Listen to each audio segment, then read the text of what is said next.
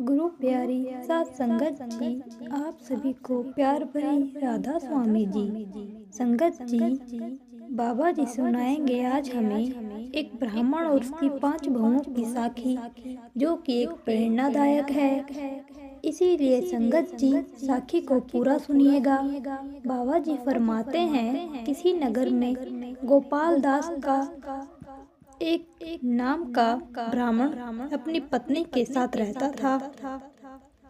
उसके 5 बेटे और 5 बहुएं थी, लेकिन इसके बावजूद ब्राह्मण और उसकी पत्नी हमेशा दुखी रहते थे, क्योंकि उनके सभी बेटे उनसे अलग रहकर अपनी अपनी गृहस्थी चला रहे थे और उनको बिल्कुल भी ध्यान नहीं रखते थे। ब्राह्मण गोपाल दास एक पढ़ा लिखा और कर्मकांडी व्यक्ति था, जिसकी नगर के लोग बहुत इज्जत करते थे। वह कभी कथा, कभी कीर्तन और कभी पूजा पाठ कर बड़े आराम से अपनी जीविका चला रहा था। नियमों का पक्का गोपाल दास प्रतिदिन प्रातःकाल उठकर 4 मील दूर गंगा स्नान करने जाता था। लौटते समय वे भगवान राम के मंदिर में घंटों पूजा करता और वहीं उसे प्रसाद और फल भी मिल जाते थे। इसे वह गंगा का स्नान पूर्ण फल मानता था। भले ही वह बेटों की उपेक्षा से दुखी था, फिर भी उसने अपनी जीवन से संतुष्ट था।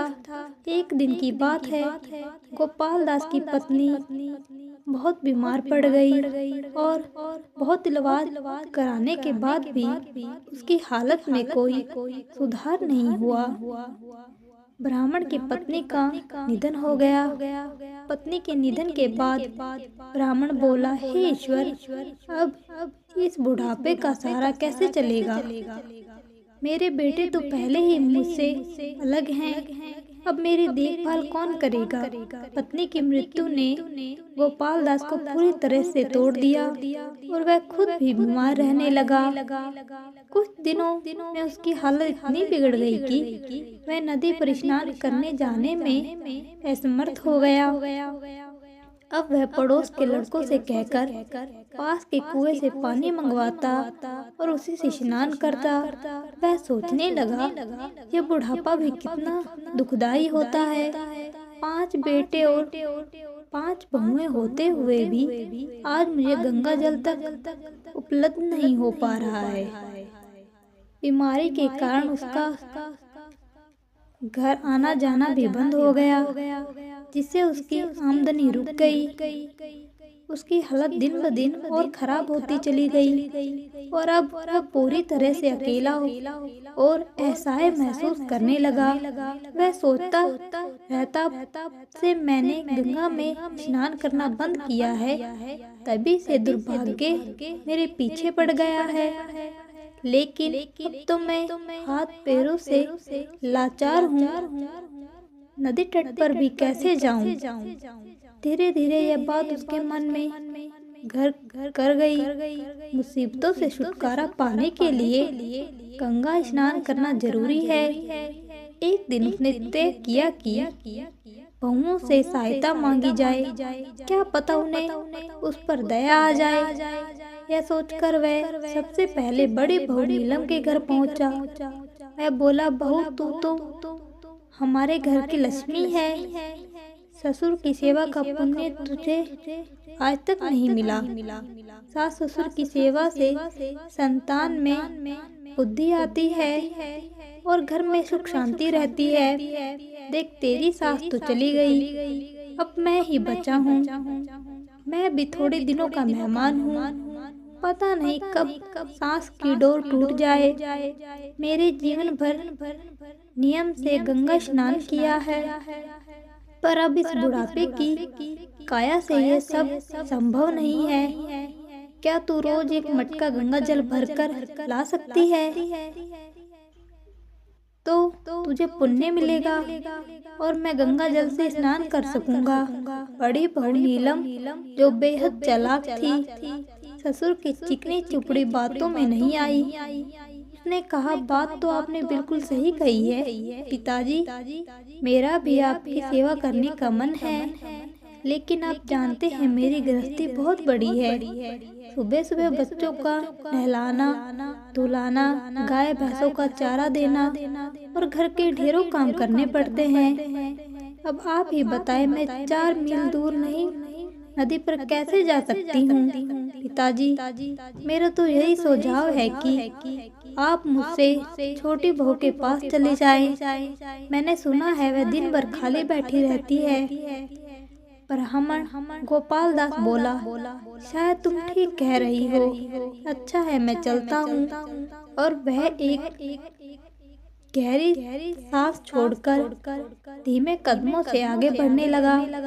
चलते चलते वह सोचने लगा, क्या जमाना आ गया है, सास ससुर से ऐसे कतराते हैं जैसे उन्हें कोई भयंकर छुआछूत की बीमारी लगी हो। गोपाल दास मन ही मन में बद्दुआ दी, बड़ी बहू ने तो बहाना बना दिया, शायद दूसरी बहू को तेरे बुढ़ापे पर दया आ जाए। यह सोचकर वह दूसरी बहू मीना के पास गया।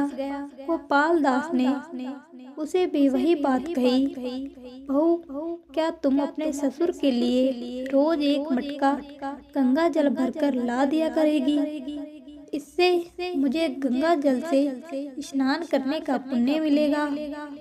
मीना ने बिना देर के जवाब दिया, क्षमा कीजिए पिताजी, मुझसे आपकी सेवा कर सचमुच खुशी होती, लेकिन आज ही मुझे मायके जाना है, इसीलिए मैं मजबूर हूँ। निराश होकर गोपाल दास तीसरी बहू के पास गया और उससे भी विनती की, बहू, क्या तुम मुझे गंगा स्नान के लिए रोज एक मटका पानी ला दिया करेगी? इस पर तीसरी बहू ने भी झट से बहाना दिया कि वह बोली, नहीं पिताजी, मुझे तो माफ कर दीजिए, सुबह से शाम तक घर के कामों से ही छुटकारा नहीं मिलता, फिर भला आपके लिए गंगा जल लाने का समय कहाँ से निकाल पाऊंगी? आप किसी और बहू के पास जाइए। थक हार कर गोपाल दास एक एक करके चारों बहुओं के पास गया, लेकिन सबने अपनी अपनी मजबूरियां बताकर मना कर दिया। चारों के उत्तर सुनकर गोपाल दास का पांचवी बहू के पास जाने का साहस नहीं हुआ। वैसे भी उसका पांचवा बेटा परदेश में था और आर्थिक रूप से भी बाकी भाइयों से कमजोर था। लेकिन न जाने बूढ़े ब्राह्मण के मन में क्या आया कि वह पांचवी बहू के घर जाने के लिए तैयार हो गया। पांचवी बहू राधा के घर पहुंचकर उसने दरवाजे पर दस्तक दी। अंदर से एक मधुर आवाज आई, कौन है? गोपाल दास ने धीमे से स्वर में कहा, मैं हूँ बहू, तुम्हारा ससुर गोपाल दास। अगले ही क्षण दरवाजा खुला और सामने खड़ी राधा ने जैसे ही अपने ससुर को देखा, खुशी से उनके चरणों को छू गई। वह बोली, प्रणाम पिताजी। गोपाल दास ने उसके सिर पर हाथ रखते हुए कहा, सदा सुहागन रहो बहू। फिर से वह आदर पूर्वक अपने ससुर को घर के भीतर ले गई और बोली, धन्य है हमारे भाग्य जो आप हमारे घर पर पधारे हैं। पिताजी बताइए, मैं मेरे लायक कोई सेवा हो? इस पर ब्राह्मण गोपाल दास बोला, बहू, मैंने जीवन भर गंगा के पवित्र जल से स्नान किया है। अब बूढ़ा हो गया हूँ, पाँव में चलने की शक्ति नहीं बची और आँखों में कम दिखाई देने लगा है।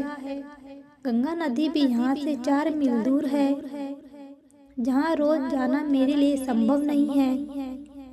बेटी, क्या तुम रोज एक मटका गंगा जल मेरे लिए ला सकती हो? अगर तुम ये सेवा कर दोगी तो मेरा बुढ़ापा सुधर जाएगा। यह सुनकर बहू ने कहा, बस इतनी सी बात, यह तो मेरे लिए सौभाग्य की बात होगी।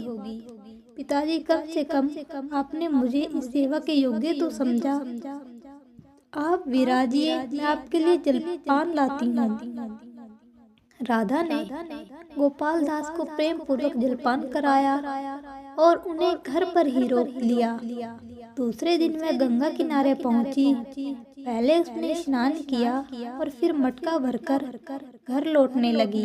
रास्ते में उसने सोचा, मैं कितनी भाग्यशाली हूँ जो ससुर की सेवा के साथ साथ गंगा स्नान का पुण्य भी कमा रही हूँ। घर पहुंचकर उसने ससुर को बड़े आदर से स्नान कराया, लेकिन स्नान के बाद जैसे ही उसने ससुर के गीले कपड़े निचोड़े, वह आश्चर्यचकित होकर बोली, हे ईश्वर, पानी की बूंदों से तो मोती बन रहे हैं। उसने तुरंत मोतियों को संभाल लिया और सेवा का प्रसाद मानकर एक संदूक में रख दिया। उस दिन के बाद यह चमत्कार रोज होने लगा। राधा प्रतिदिन गंगा से जल लाती, अपने ससुर को स्नान कराती और जो मोती बनते उन्हें संभाल कर संदूक में रख देती।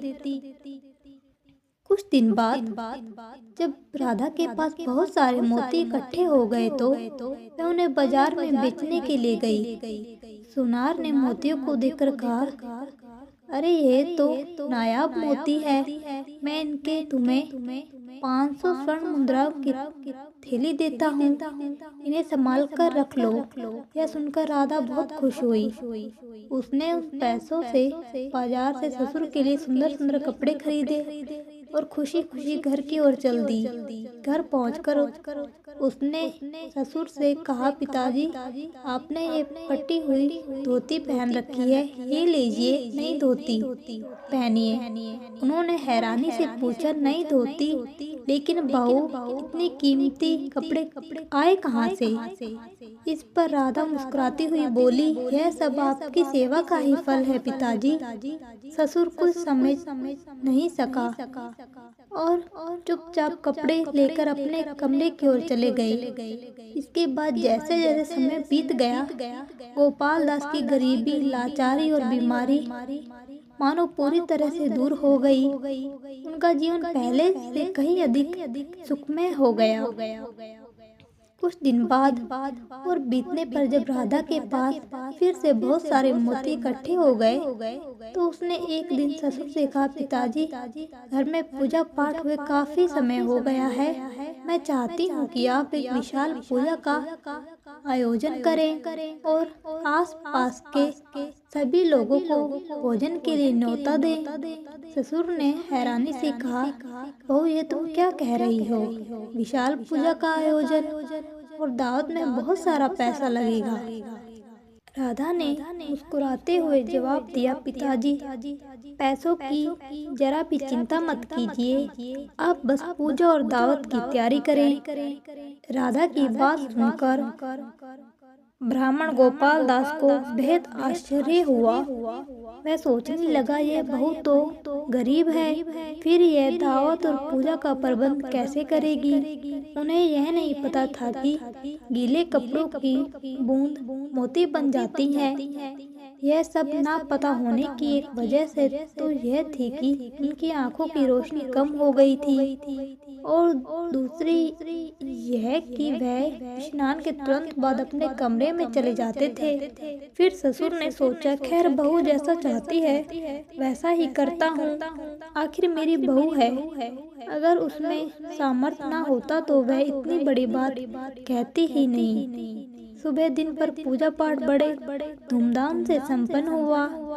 इसके बाद सभी लोगों को भोजन कराया गया। भोजन समाप्त होने के बाद राधा ने प्रत्येक ब्राह्मण को दक्षिणा में एक एक नया मोती दिया।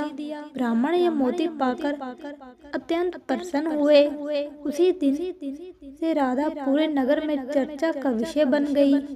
जब ये चर्चा राधा की चारों जेठानियों के कानों तक पहुंची तो वह एकत्रित हुई और कहने लगी, अरे उस कंगाल के पास अचानक खजाना कहाँ से आ गया जो उसने ब्राह्मणों को एक एक नायाब मोती दक्षिणा में दे डाले। क्यों ना हम चलकर उसी से उसके खजाने का रहस्य पूछे। वह मूर्ख और भोली है, बड़ी आसानी से सब कुछ बता देगी। इस पर एक ने कहा, लेकिन हम तो उसका निमंत्रण पाकर भी उसकी पूजा पर नहीं गई थी, अब क्या मुंह लेकर उसके पास जाएंगे। दूसरी ने तुरंत जवाब दिया, अरे कोई बहाना बना लेंगे।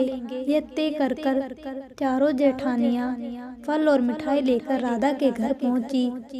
वह बोली, माफ करना बहन, हम चारों एक जरूरी काम की वजह से तुम्हारी पूजा में शामिल नहीं हो सकी। राधा मुस्कुराती हुई बोली, दीदी कभी ऐसा हो ही जाता है, इसमें माफी मांगने की क्या बात है। थोड़ी देर इधर उधर की बातें करने के बाद बड़ी जेठानी ने राधा से कहा, देवरानी जी, दावत और पूजा के लिए इतना सारा धन और नायाब मोती तुम्हारे पास कहाँ से आए? क्या देवर जी ने भेजे थे? राधा सरल मन की थी, उसने बिना किसी झिझक के सारा सच बता दिया। वह बोली, यह सब ससुर सेवा का फल है, गंगा जल के प्राप्त से ही यह सब संभव हो पाया है। सारी बातें सुनकर उसकी चारों जेठानियां एक साथ उठ खड़ी हुई और बोली, अच्छा बहन, धन्यवाद, अब हम चलती हैं। अपना उल्ला सीधा होते ही चारों जेठानियां बहाना बनाकर वहां से चल दी। लेकिन रास्ते में नीलम, जो सबसे बड़ी थी, मन ही मन सोचने लगी, अगर ये तीनों भेद को ना जान पाती तो कितना अच्छा होता, मैं अकेली ही मालामाल हो जाती। खैर, मुझे कोई ऐसा उपाय करना होगा जिससे मैं केवल इस मौके का पूरा लाभ उठा सकूं। नीलम यह सोच ही रही थी, तभी दूसरी बहू बोली, सुनो बहनों, मैंने तो फैसला कर लिया है कि मैं कल ही ससुर जी को अपने घर ले आऊंगी, चाहे मुझे उसके लिए कितनी भी सुखमद क्यों ना करनी पड़े। दूसरी जेठानी बोली, अरे तू तो बड़ी चालाक बन रही है, सारा माल अकेली हड़पना चाहती है। तुमसे पहले तो ससुर जी को अपने घर में ले आऊंगी, तू तो कल ले जाएगी उन्हें, मैं तो आज बल्कि अभी ले आऊंगी। फिर वह तीनों भी सड़क पर ही ससुर की सेवा को लेकर आपस में झगड़ने लगी। बात बढ़ते देखकर नीलम ने हस्तक्षेप किया और बोली, अरे बहनों ठहरो, इस तरह आपस में लड़ने झगड़ने से कोई फायदा नहीं है, उल्टा सब लोग हमारी तरफ देख जा रहे हैं और हम पर थूकेंगे। मेरी मानो तो तुम तीनों मेरे साथ मेरे घर चलो, मेरे दिमाग में एक उपाय आया है, इससे हमारी समस्या हल हो जाएगी। तब तीनों ने नीलम की बात मानी और उसके साथ घर पर पहुंची। फिर बोली, हाँ दीदी, अब बताओ तुम्हारे दिमाग में हमारी समस्या का क्या हल है? ससुर जी को इसके पास रहना चाहिए। नीलम बोली, तो सुनो, हम आपस में ससुर जी के लिए बोली क्या लेते हैं, जो सबसे अधिक रकम देगी उसे ही ससुर जी की सेवा करने का अधिकार मिलेगा, और बाकी की 3 जो बोलियां कीमत होगी उसे बराबर बराबर बांट लेंगी। सभी बहुओं ने सहमति जताई और कहा, हाँ यह ठीक रहेगा। फिर सभी अपने अपने घर से जेवर और रुपए निकालकर ले आई और बोली, चलो बोली शुरू करते हैं। एक बहू बोली, हाँ शुरू करो। मेरी बोली है 10,000, दूसरी बोली 12,000, तीसरी बोली 15,000, चौथी बोली 20,000। इसी तरह चारों बहनें आपस में बोलियां लगाती रही और अंत में नीलम बोली 1 लाख। नीलम ने 1 लाख में बोली जीत ली और अपने जेवर और रुपए मिलाकर तीनों देवरानियों को 1 लाख दे दिए। नीलम बोली, लोवरानियों, तुम सब अपना सारा धन देखकर मैं तो अब कंगाल हो गई हूँ। इस पर एक बहू बोली, तुम तो तुरंत मिलने वाला मोती को बेचकर मुनाफा ही दुगना कर सकोगी। अगले दिन नीलम राधा के घर ससुर जी के पास पहुंची और बड़े ही मीठे स्वर में बोली, पिताजी, मैं बड़ी मूर्ख हूँ, मुझे माफ कर दीजिए। आपने मुझे सेवा का अवसर दिया मगर मैंने इनकार कर दिया, लेकिन कल सपने में भगवान ने मेरी आंखें खोल दी। अब से मैं ही आपके लिए गंगा जल लाया करूंगी।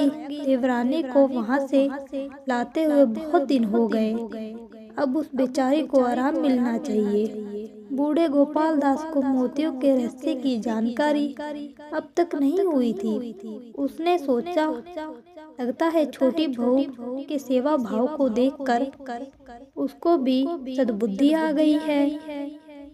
वह बोले, ठीक है बड़ी बहू, जैसा तुम चाहती हो वैसा ही मैं करूँगा। मैं छोटी बहू को समझा दूंगा, लेकिन तुम्हें पानी यहीं लेके आना होगा। बहू बोली, ठीक है पिताजी। नीलम को ससुर की स्वीकृति मिलते ही मारे खुशी के वह फूले ना समाई और खुशी खुशी अपने घर लौट आई। अगले दिन सुबह होते ही जब उसका पति काम पर चला गया तो वह मटका लेकर गंगा तट की ओर चली गई। गंगा से पानी लाकर उसने जल्दी जल्दी ससुर को नहलाया। मोती की चाह में जैसे ही ससुर गए, वह गीले कपड़ों को निचोड़ने लगी और सोचने लगी, अब मुझे नायाब मोती मिलेंगे। दूसरी ही क्षण जो हुआ उसे नीलम की पूरी तरह खराब हुई। अरे यह कीचड़, हाय मेरे तो भाग्य ही फूट गए। अगले ही पल वह क्रोध से पैर पटकती हुई अपने ससुर के पास पहुंची। बोली, अरे बुढ़े, मैं कल से तेरे लिए गंगा जल नहीं लाऊंगी, तू अपनी सेवा उसी चुड़ैल से करा। यह सुनकर ससुर बोला, ये क्या है, तुम्हें अचानक क्या हुआ बहू? लेकिन नीलम बिना कोई कारण बताए पैर पटकते हुए वहां से चली गई। वह रोती पिटती अपनी देवरानी मीना के पास पहुंची और बोली, अरे देवरानी, मैं तो लुट गई। मीना बोली, क्या हुआ नीलम दीदी, ये तुम्हारे कपड़े कीचड़ से कैसे खराब हो गए? फिर नीलम ने सारी आप बीती सुनाई। मीना बोली, ओह यह तो बहुत बुरा हुआ। यही उसने हमें मूर्ख बनाने के लिए झूठ तो नहीं बनाया था। नीलम बोली, वह सीधी है, इतनी बड़ी मक्कारी नहीं कर सकती। फिर देवरानी बोली, तुम राधा के घर से मोती वाला संदूक चुरा लो और उसे बेचकर अपने गहने जेवर आदि खरीद लो। अगर उससे भी पूर्ति ना हो तो सबसे कहकर तुम प्राप्त धन में से थोड़ा थोड़ा हिस्सा वापस दिलवा लो। नीलम बोली, हाँ यह ठीक रहेगा। अगले दिन सुबह होते ही नीलम राधा के घर चुपचाप घुस गई और मोती वाला संदूक उठा लाई। राधा जब जल लेकर वापस अपने कमरे में पहुंची तो अपना संदूक गायब देखकर चौंक पड़ी। अरे मोतियों का संदूक कौन चुरा ले गया? लेकिन बेचारी चुप रही, किसी से कुछ नहीं कहा। अगले दिन सुबह जब राधा गंगा जल अपने ससुर को नहला रही थी तो उस समय नीलम एक जगह छिपकर वह सब नजारा देख रही थी। वह राधा की सच्चाई देखना चाहती थी। नहलाने के बाद जब बूढ़ा ससुर भीतर गया तो राधा ने जैसे ससुर के कपड़े तोड़े तो बूंद मोतियों के साथ कीमती हीरे में भी बदल रही थी। नीलम बोली, आश्चर्य है, इस बार उसके हाथों से मोतियों के साथ साथ हीरे गिर रहे हैं। और मोती ही देखकर छोटी बहू की खुशी का ठिकाना नहीं रहा। वह सीधे ससुर जी के पास जाकर बोली, पिताजी ये देखिए मोती और हीरे। ससुर जी ने पूछा, क्या मोती और हीरे कहाँ से आए? तब राधा ने सारी घटना विस्तार से बताई। उधर नीलम अपना माथा पीटती हुई अपनी देवरानी मीना के घर पहुंची, जहाँ उसकी छोटी दोनों देवरानियां भी मौजूद थी। वह तीनों बोली, आओ नीलम दीदी, हम तुम्हारा ही इंतजार कर रहे थे। बताओ आज तुमने राधा के घर क्या देखा? नीलम बोली, मुझे तो यह समझ नहीं आता कि जो कुछ मैंने देखा है वह हकीकत है या सपना। आज तो उस मोतियों के साथ साथ हीरे भी मिले हैं। मीना बोली, क्या दीदी आप सच कह रही हो? नीलम बोली, हाँ बहन, मैं खुद हैरान हूँ। आखिरकार उसके हाथों में ऐसा क्या है? मेरे ख्याल से तो वह कोई साक्षात देवी ही होगी। मीना बोली, मुझे भी ऐसा ही लगता है। अब एक ही रास्ता है कि हम सब उसके पास चलकर माफी मांगे और उससे इसका रहस्य पूछे। फिर कुछ देर बाद नीलम तीनों देवरानियों के साथ राधा के घर पहुंची और पछतावे के साथ बोली, यह लो बहन तुम्हारा संदूक। तुम्हें ससुर जी के कपड़े धोने पर मोती मिले, ये देखकर हम सबको लालच आ गया था और हम भी ससुर जी की सेवा कर कर मोती प्राप्त करना चाहती थी। लेकिन जब मुझे मोती मिलने की बजाय कीचड़ मिला तो मैंने तुम्हारा ये मोती वाला संदूक चुरा लिया। मेरी समझ में नहीं आया कि कपड़े धोने पर तुम्हें तो मोती और हीरे और मुझे कीचड़, ये सब कैसे हुआ? राधा बोली, दीदी इस बार मैं क्या कह सकती हूँ, यह तो केवल ईश्वर ही जानता है कि ऐसा क्यों होता है। राधा को उत्तर सुनते ही वह चारों सकत में आ गई। जब उन्हें एहसास हुआ कि रहस्य जानने के चक्कर में चुराया गए मोतियों से भरा संदूक उनके हाथ से निकल चुका है, तो नीलम कपकपाते हुए बोली, इस संदूक में बहुत सारे मोती हैं, बहन कुछ हमें भी दे दो। इस पर राधा बोली, क्यों नहीं, जितना चाहे उतना ले लो दीदी। परंतु चारों ने राधा के हाथों में थमे संदूक की ओर झपटी और जैसे संदूक को खोला तो देखा कि पत्थरों से भरा हुआ था। राधा बोली, जेठानी दीदी, गंगा में हीरे मोती भी हैं और पत्थर भी, बस अपने अपने कर्म और किस्मत की बात है। इसीलिए भी कहते हैं, जैसी करनी वैसी भरनी।